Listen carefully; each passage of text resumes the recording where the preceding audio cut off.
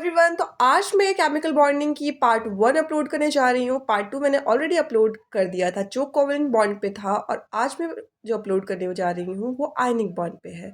इसका सिलेबस जो है रिलेटेड है BBMQ semester 1 chemistry major paper. तो अगर आप BBMQ से हो और यूजी कर रहे हो तो आपके लिए ये नोट्स बहुत ही बेनिफिशियल होगा आपके एग्जाम के लिए।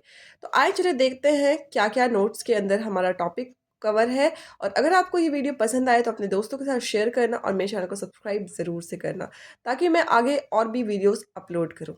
सो चलिए स्टार्ट करते हैं। तो सबसे पहले हमारा टॉपिक है वो है कैरेक्टरिस्टिक्स ऑफ आयनिक कंपाउंड।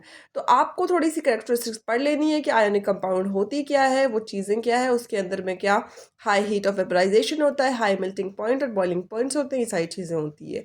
उसके अलावा जो फर्स्ट टॉपिक है इस चैप्टर का वो है रेडियस रेशियो रूल। उसका डेफिनेशन आपको यहाँ पे लिखा हुआ दिख रहा होगा, उसकी फार्मूला क्या है और फार्मूला में जो चीज़ें एलिमेंट्स है उसको क्या कहते हैं, वो सब चीज़ें मेंशन्ड है।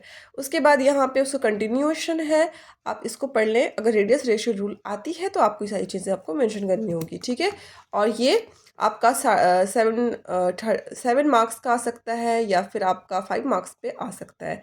और यहाँ पे एक टेबल चार्ट है जिसमें रेडियस रेशियो वैल्यू है, कोऑर्डिनेशन नंबर है और शेप और ज्योमेट्री और कुछ एग्जांपल्स है, और limitation of radius ratio rule है। नेक्स्ट टॉपिक हमारा आ जाता है वो लेटेस्ट एनर्जी है, VVI टॉपिक है। तो आपको ये भी कवर कर लेना है। आपको यहाँ पे हर एक पॉइंट मेंशन है, units, formula, examples, each and everything. और latest energy can also calculate by Born Haber cycle. तो आगे हम लोग वो भी पढ़ने वाले हैं। यहाँ पे जो है हमारा मेंडेलंग कांस्टेंट जो है लेटिस एनर्जी से रिलेटेड है, वो भी आपको यहाँ पे चेक करना है, एग्जाम्पल्स वगैरह भी है, ठीक है। यहाँ पे मेंडेलंग कांस्टेंट का आपका क्वेश्चन आ सकता है, तो आपको ये पूरा कंप्लीट वहाँ पे लिख कर आना है ये टेबल के साथ। उसके अलावा नेक्स्ट टॉपिक हमारा है बॉर्न-हार्बर साइकिल, जो कि हम लोगों ने इससे पहले 11th-12th में भी पढ़ा है। तो अगर आपको बॉर्न-हार्बर साइकिल नहीं समझ आता तो इससे ज़्यादा इजी नोट्स आपको कहीं नहीं मिलेगा।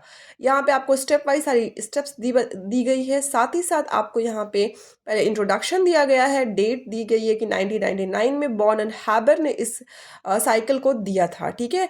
तो आपको किस तरीके से लिखना है एप्लीकेशन, वो सारी चीज़ें यहाँ पे मेंशन्ड है। उसके बाद कुछ और पॉइंट्स है। जब ये साइकिल्स के पॉइंट्स आप लिख लोगे उसके बाद आपको प्रॉपर एक साइकिल बनाना है। अगर आपको यहाँ से नहीं समझ आता है तो आप मुझे बताना, मैं इसका सेपरेट वीडियो भी बना दूंगी। उसके बाद लास्ट में आपको वहाँ पे इंथैल्पी ऑफ फॉर्मेशन लिखना है, किस तरीके से इंथैल्पी ऑफ फॉर्मेशन आया है वो सारी चीज़ें आपको लिखनी है। और यहाँ पे जो फॉर्मूला यूज़ किया गया है, HF क्या है, D क्या है, S क्या है, सब चीज़ लिखी गई है। उसके बाद लास्ट में कंक्लूजन लिखना है, आपका ये टॉपिक कंप्लीट हो जाएगा। नेक्स्ट जो है कैलकुलेशन है, हीट ऑफ फॉर्मेशन का कैलकुलेशन आपको दिया जा सकता है या फिर इंथैल्पी ऑफ फॉर्मेशन का। तो ये न्यूमेरिकल आप देख लीजिएगा, इसका सॉल्यूशन भी मेंशन है, ठीक है। उसके बाद वहाँ पे एक और टॉपिक आ जाता है, VVI टॉपिक है सॉल्वेशन एनर्जी। आप इसको भी अच्छे से पढ़ लीजिएगा, बहुत ही ईजिली आपको समझ आ जाएगा। उसके अलावा आपको ये जो डायग्राम है वो भी बना कर आना है। नेक्स्ट हमारा टॉपिक है रेजोनेंस, जो कि आपने पहले भी पढ़ा होगा 11th-12th में। और रेजोनेंस जो है आपको कुछ कंपाउंड्स की रेजोनेंस बनाने के लिए दी जा सकती है, कुछ मॉलिक्यूल्स की, तो आपको इसको प्रैक्टिस कर लेना है ताकि आपको अलग से भी दी जाए तो आप उसको ईजिली बना पाओ। यहाँ पे कंटिन्यूएशन है, characteristics of resonance, rules of resonance, each and everything है यहाँ पे आप अवेलेबल, आप उसको अच्छे से पढ़ लीजिए। रेजोनेंस आपका एक लंबा टॉपिक है, एक लॉन्ग क्वेश्चन में बन सकता है, तो आप उसका रेजोनेंस एनर्जी, रेजोनेंस का कैरेक्टराइजेशन, रूल एंड एवरीथिंग आपको जो है पढ़कर जाना है, ठीक है। उसके अलावा जो है हमारा हाइब्रिडाइजेशन का फॉर्मूला मैंने ऑलरेडी मेंशन कर दिया था अपने लास्ट वीडियो में। और साथ ही साथ जो है कुछ क्वेश्चंस है वो आपको ज़रूर से प्रैक्टिस करना है, क्योंकि हाइब्रिडाइजेशन बहुत ही ज़्यादा इंपॉर्टेंट है आपके यूनिवर्सिटी एग्ज़ाम के लिए, सेमेस्टर एग्ज़ाम के लिए, ठीक है।